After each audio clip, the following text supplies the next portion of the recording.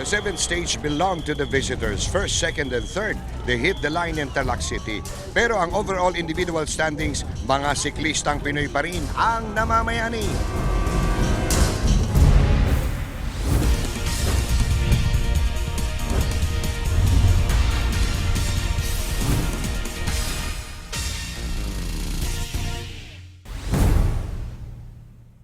Good day to all of you. Ricky Ap Santos po ang inyong karonda. Kahapon, patag po ang dinaanan natin mga siklista. Kaya parang napahinga na rin sila.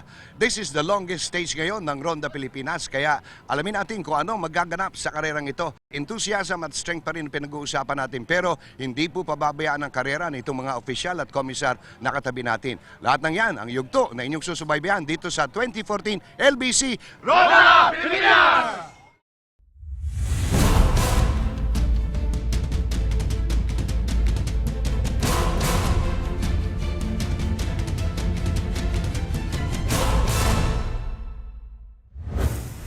Ronda roll na tayo mga kaibigan. Tarlac City to Dagupan City, 197.3 kilometers. Tingnan nyo naman, relax pa sila. Kasi ito yung tinatawag nating rolling start. Neutral zone ito. 6.5 kilometers po ito bago ang talagang karera. Ito, pwede kang maghikab, pwede kang mag-inat, kahit na anong gawin mo. Pwede ayun, magkakbay pa nga yung dalawa. Anong placing ka na? Sabi ng isa, wala pare, hindi ko na lang sasabihin sa'yo. Meron pang nagte-text cellphone. Hindi naman bawal dito ang cellphone. Kaya lang pag nalaglag yan, bagong cellphone na naman. Ayun, may naglalagay ng pagkain sa likod niya, sa bulsa niya, may nag-a-adjust ng gulong, and so on and so forth. Ito ang ruta natin, Tarlac City to Dagupan City, 197.3 kilometers. Pinakamahaba ho yan sa 14 na yugto ng LBC Ronda International. 0 kilometer. Ito pong magbabadyan. Ayan na, hindi ho kasali yan. Nagtitinda po siya ng pandesal. Sana kumita ka ng gusto. Flag off po tayo ng mga siklista. 69 riders na lang ha. Isang dosena ang nawala na. 9:19 AM ito. At sa isang dosena ngayon, puro mga foreigners ang umayaw na sa karera.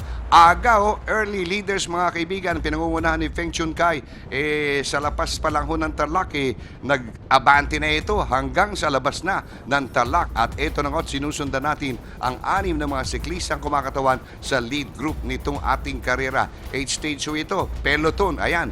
Dire-diretso, ang ganda ng forman ng mga kaibigan at 47 kilometers per hour, hindi nila alam 1 minute and 30 seconds na pala sila na naiiwanan ng mga nangunguna na kanina ho ay ating sinusundan. Ulitin natin, 69 riders sana ho sa araw na ito, kahit na flat terrain ay walang maiwan sa kanila para mawala sa karera ng lubusan. Ito ulit, balikan natin mga leaders, Feng Chun Kai, Oscar Indole, Daiki Yasuhara, John Paul Morales, Tomas Martinez at saka si Julius Mark Bonso. Para malinaw ang mga pangalan nila at yung mga mahal nila sa buhay ay talaga namang nagsisisigaw habang papasok na ho tayo ngayon sa Nueva Ecija. Ito, peloton ho ito mga kaibigan. Ito yung bumubuntot doon 6 kilometers to the sprint number 1 stage. Tingnan natin kung sino magkukumahog para makakuha ng bonus. May mga points ho kasi dyan at iniipon yan hanggang sa katapusan ng karera para sa mas malaking bonus, mas malaki ang premyo naturalmente. Yan, si Mr. Microb, komisar po yan, komisar 2. Sinusundan niya itong mga leaders natin approaching sprint 1 stage. 6 pa rin po yan kanina pa na nakaalpas dun sa lapas hanggang sa labas ng Tarlac. Ang biliso, 55 kilometers per hour. Talaga nagpupunyagi para hindi na sila maabutan nung kanilang mga sumusunod sa peloton. Mahirap nga naman makawala pagka kinain ho itong grupo na ito. Naku, pag nahagip natin ang isa sa mga ito, hindi na ho siklista mababalita. Tayo na malalagay sa dyaryo. Leaders ho mga kaibigan, 6 pa rin, Saragosa, Nueva Ecija, sprint number 1. Ito yung mga magkakarera ngayon. Tingnan natin kung sino sa mga una.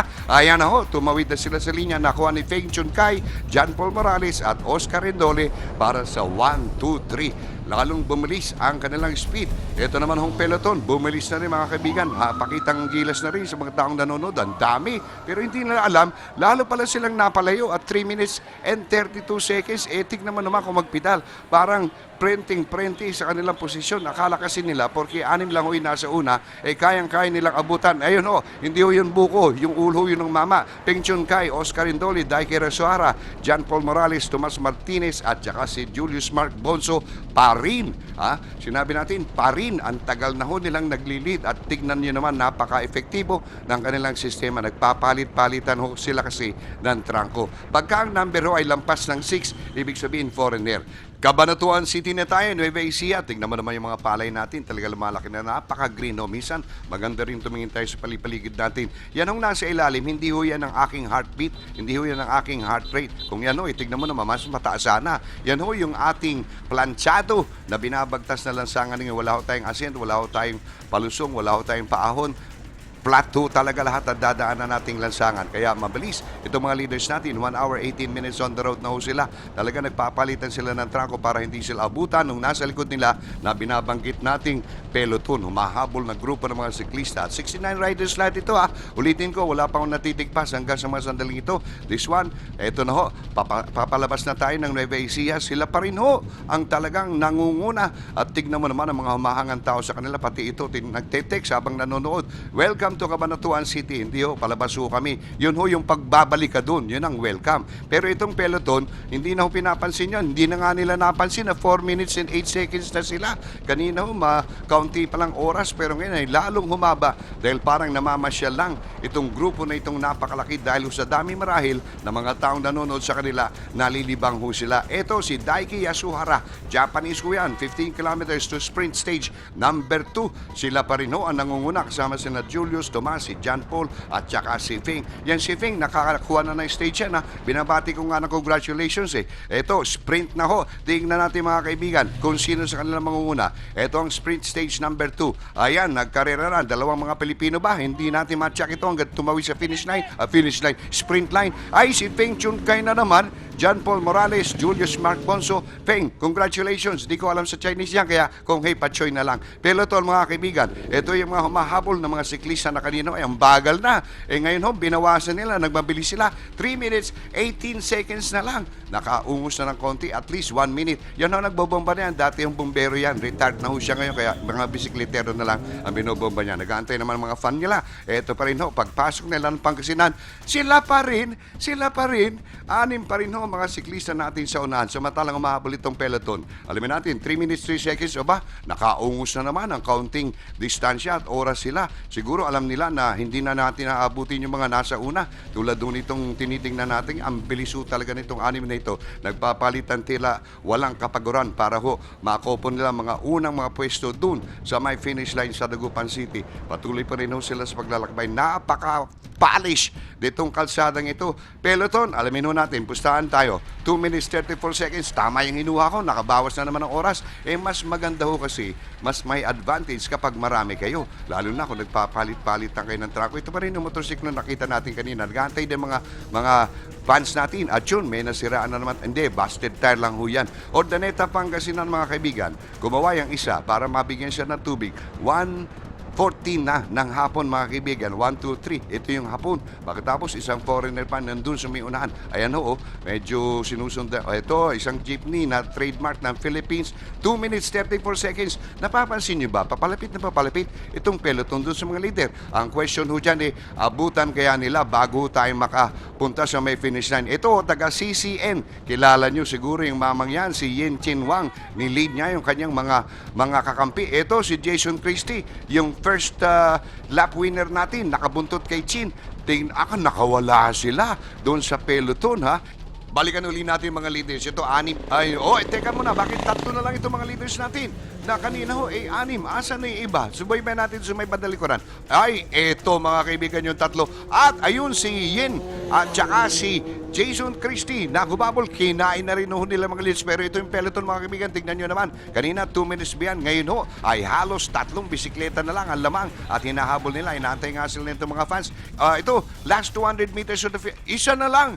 Jason Christie lang mga kaibigan. Pinagpawisan yung mama para kay Jason. Ayan, ang peloton mga kaibigan. Halos nakaduktong na. Abutan kaya nila bago dumating sa may finish line. Swerte ng mamang ito. Na-close up ako. Hindi pa. Ito na ho mga kaibigan. Papunta na sa may finish line. Tinaas na ang braso nitong mamang ito. Pinakilala ko na sa inyo. Finishing first. Ito si Jason Christie. Tuloy-tuloy na mga peloton natin mga kaibigan. Lahat sila safe and sound crossing the finish line.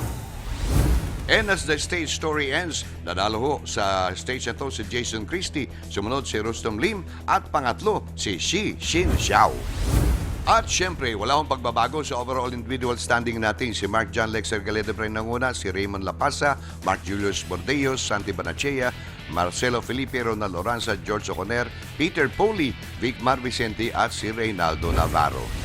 Sa team classification, halos wala ring pagbabago. 7-Eleven Continental Team, Philippine Navy Standard Insurance, Cycle Line Butuan Mindanao, PLDT Manila Pro Team, Road Bike Philippines, Team Cebu Calit Philippine Air Force, Philippine Army, CCM Continental Cycling Team, Gusto Continental Team at Ujongbao City Cycling Team. Akala nyo wala na hong hamon, mas mabigat ho bukas. Sa katunayan, para pa ang umpisa ng karera, 102.1 kilometers mula Dagupan City, paakyat ng lungsod ng Baguio para sa pagpapatuloy na aksyon ng 2014 LBC Ronda Pilipinas International.